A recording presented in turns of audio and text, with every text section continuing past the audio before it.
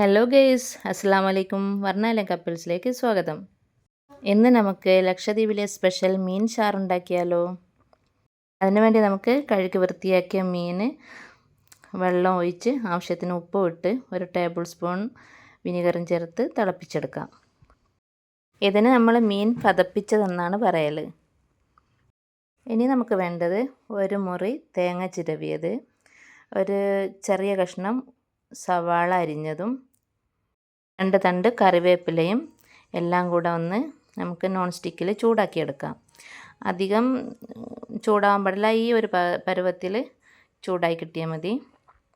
അധികം കരിയാനൊന്നും പാടില്ല.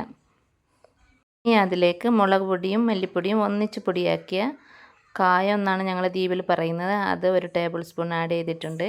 ഇനി അതിലേക്ക് 1 സ്പൂൺ മഞ്ഞൾപ്പൊടി, അല്ലെങ്കിൽ 1/2 സ്പൂൺ ആയാലും മതി. ഇതെല്ലാം കൂടെ ഒന്ന് അരച്ചെടുക്കണം. ഇപ്പോൾ എല്ലാം കൂടെ ഒന്ന് അരച്ചെടുത്തിട്ടുണ്ട്. ഇനി നമുക്ക് ആ മീനിൽ ഇതെല്ലാം കൂടെ ഒന്ന് ഒഴിച്ച് ഇനി ഒന്ന് ഇളക്കി തിളപ്പിച്ചെടുക്കണം. തിളച്ച് വരുമ്പോഴേക്കും നമുക്ക് പാനിൽ എണ്ണ ഒഴിച്ചൊന്ന് കടുകും പിന്നെ ചെറിയ കഷ്ണങ്ങളാക്കി വെച്ച ഉള്ളിയും കറിവേപ്പിലയും പിന്നെ മുളകും, ഉണക്കമുളകും കൂടെ ഒന്ന് വറുത്തെടുക്കാം. കറി തിളച്ച് വരുന്നുണ്ട്. നന്നായി മീൻ കഷ്ണമൊക്കെ അതിൽ കറിയൊക്കെ പിടിച്ചിട്ടുണ്ട്. ഇനി ഇതിലേക്ക് നമ്മൾ നേരത്തെ തൂമിച്ച് വെച്ച അതൊന്ന് ഒഴിച്ചു കൊടുക്കാം.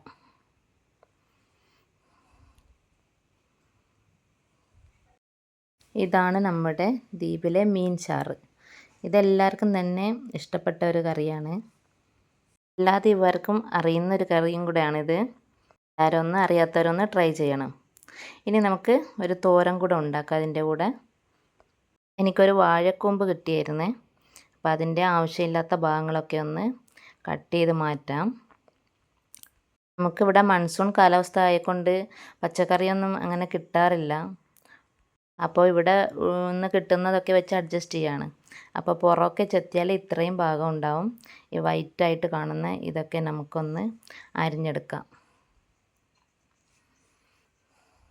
അതൊക്കെ ഒന്ന് അരിഞ്ഞെടുത്തിട്ടുണ്ട്.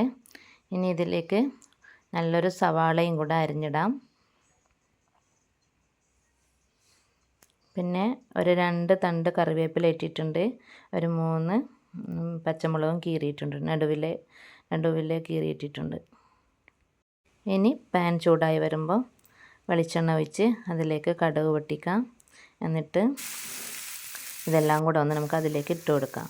എന്നിട്ട് ആവശ്യത്തിന് ഉപ്പും മഞ്ഞളും ചേർത്ത് ഇളക്കി കൊടുക്കുക. എല്ലാം കൂടെ മിക്സായി കഴിഞ്ഞാൽ കുറച്ച് വെള്ളം ഒഴിച്ചിട്ട് നമുക്കതൊന്ന് മൂടി വേവിച്ചെടുക്കാം. വെന്ത് കിട്ടിയിട്ടുണ്ട്. അപ്പോൾ വാഴക്കൂമ്പ് തോരൻ റെഡി ആയിട്ടുണ്ട്. ഇതിന് ഫമ്മ എന്നാണ് പറയുന്നത്. അപ്പോൾ എൻ്റെ ചാനൽ ഇഷ്ടപ്പെട്ട എല്ലാവരും സബ്സ്ക്രൈബ് ചെയ്യാനും കമൻറ്റ് ചെയ്യാനും ലൈക്ക് ചെയ്യാനും മറക്കരുത്. മറ്റുള്ളവരിലേക്ക് ഷെയർ ചെയ്യാനും മറക്കരുത്. എല്ലാവരും ഒന്ന് ട്രൈ ചെയ്ത് നോക്കണം. അടുത്ത വീഡിയോയുമായി വരുമ്പോഴേക്കും ബായ്.